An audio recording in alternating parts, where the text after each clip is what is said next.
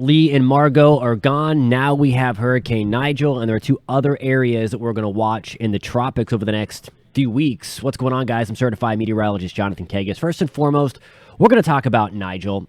It's nothing. It's going to be a strong storm, but it's not going to hit land. But I just want to show you where it is, where it's going, just to be completely transparent with you.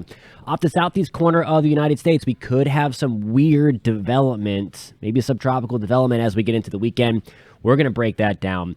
And then maybe more of a long duration threat, a long range threat. There's this wave that is going to roll off of Africa over the next few days. There's a high shot for it to develop.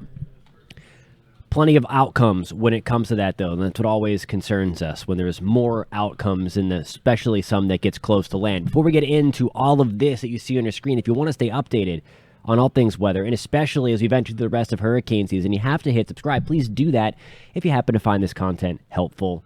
Please give it a thumbs up. It really does help us out a lot. All right, so here we go. Here's the map. Lee is gone. First of all, we're thinking about everybody that was impacted by Lee in the Canadian Maritimes especially.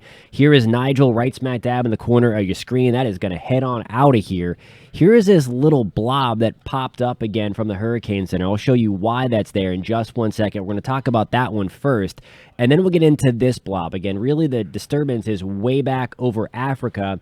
It will emerge in the coming days, and over the next 7 days has a high shot to become another named storm of the 2023 hurricane season. So first and foremost, just want to show you this again in case you're wondering, this big behemoth storm out there. It is going to rapidly intensify into a major hurricane, but as it does that, it is going to get up and out of here right into the North Atlantic and then eventually become post-tropical. This means nothing for land. Latest computer forecast on that continues to go in the same direction. East of Bermuda, nice and safe, and then right on through the cooler waters of the North Atlantic, and then we are done talking about Nigel. I'll keep on giving you updates on it just to, again, be transparent with you guys and show you what's out there, but nonetheless, it is not going to impact land. Here is the deal with this little blob off of the Florida coast, that little yellow highlight off the southeast corner of the U.S., Georgia, South Carolina, North Carolina. We have a cold front that's going to stall here. We're going to fast forward all the way out through Thursday. It's really a stationary front by this point, meaning it's not really moving. The front got hung up. They typically aren't able to push all the way down yet through September. But what often happens is, as these fronts stall, it's a pathway for these storms to develop in non-tropical areas of low pressure right along the front. And you see that happening here, the increased rain around the center of low pressure. So there you go. Early Friday morning, we start to get something to develop a little further right here, at least in its infancy. We still have an open wave, as the Euro designates here, by Friday afternoon. That's 3 o'clock, as I accidentally crossed that out, but I meant to underline it. But there's your trough right there, potentially trying to take on some tropical characteristics. Again, it's got to go through that transition when it is born from non-tropical origins. I always like to say each storm has an origin story, and when it's a non-tropical area of low pressure, when that entity happens, it does have to go through a process to become what we call scientifically warm core, so that it becomes that heat engine.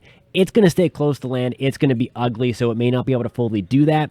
So that's where you get that subtropical tag, when it's kind of that hybrid system, part non-tropical, part tropical in nature. So we're going to watch this because it could end up working its way up again, likely staying very, very weak. But there's a big area of high pressure that's moving out from Canada that could keep it really closely tied to land, giving some rain, thunderstorms, you name it. We'll watch it again, but again, it should be an ugly storm, thankfully, and should stay weak, but something we have our eye on. All right, we're going to go further out now. We're going to go longer range out here, and you see here is our little guy right here that rolled off. So this is as of September 23rd. So that is still, 5 days away from it being right there. So when I say we have a long time to watch this, we have a long time to watch this. This is going to continue to work slowly across the Atlantic. And I want to point out a couple of features here. We have a swirl right here. There is high pressure. We also have a weak chunk of high pressure right there. Here is our storm. If this thing gets strong, like the Euro does believe, and if it gets strong early, it's going to find the weakness kind of in between that and go up and out. That's what we love. If it stays weak, though, and you see kind of get that tug there towards the end, again, this is September 28th. So this is 10 days from now that it's right there. So, again, this is going to be one of those kind of painstakingly long ones to watch that we're not going to get good data on because we can't get aircraft into these things when they're way out there because they need to land and fuel up, of course. But nonetheless, that is what we have going on 10 days out. The GFS wants to keep this thing weak. I will say that the GFS has had some issues with kind of tropical cyclogenesis, as we call it, developing these systems. It's been on the 2-week side. So, of course, it's showing it staying weaker longer. Weaker longer is bad for land because it would miss its ride out. Here is September 24th. And if you remember, we had by this point a very red ball, that red circle, very consolidated, very concise. Here, it's still strung out. It's still very broad. And at this point, it's still an open wave. So the GFS wants to keep it weaker for longer. And as a result, look what happens. It gets it further to the west. It's a very teeny tiny itty bitty storm right there. It's hardly anything at this point, but a weaker storm keeps it closer to land. For that, I want to show you the ensembles. You know I like to show you the ensembles, and you know we wouldn't end this video until I showed you the ensembles. Here's the deal. All of this up here, this is Nigel. So this is Nigel going up and out. We don't care about Nigel. If there's a Nigel watching, we care about you, but not the storm, Nigel. Here's the deal. The European ensembles show the same story. A stronger storm goes up and out. Weaker storm heads towards closer to the islands. Note the pink and purple lines in here. Look at the wind chart up top of your screen in knots here. The pink and purples represent a very strong storm. All of those members that are stronger go up and out. The weaker ones, though, notice the greens and the blues and the yellows in here. Look at where we're at on the chart here. That is a weaker storm. So there is our fork in the road. A weaker storm will tend to not feel those steering currents and find a way out. It will keep on trucking along to the west. Now, of course, if it's weaker, that's okay. We could use the rain on some of the islands if it stays weak. Again, this is just 10 days out. There's a lot to be ironed out. We don't want it to stay weak until it gets to here and then ramp up real fast. Of course, a lot of this is still untouched down here. The storms that we've been dealing with have been kind of up in this area, so we wouldn't want to get anything towards like the southern Turks and Caicos or the Bahamas or things like that. So again, that is way out in the future, way more than 10 days away. So again, all we can do now is watch. The GFS ensembles are all over the place. Here's that little entity off the southeast corner again that rides up. There is Nigel.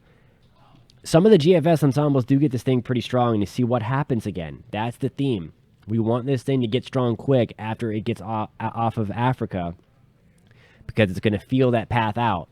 If it stays low and stays weak, it's got a higher tendency that in 10 days we could be looking at something right about here. Still, there are options to go out at that point. It's hard to judge how strong or how weak that high is. Again, 10 days out, and what other weather features could be coming into play rolling off of North America.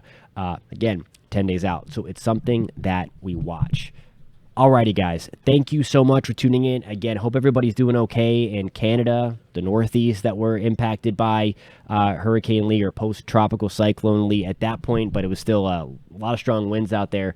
So hope everybody is doing okay. Again, if you found this content helpful, please give it a thumbs up. It really does help us out a lot. Hit that subscribe button if you want to stay up to date on the rest of hurricane season and, of course, the weather in general across North America and the Caribbean. You've come to the right place. Please hit that subscribe button, and we will catch you next time.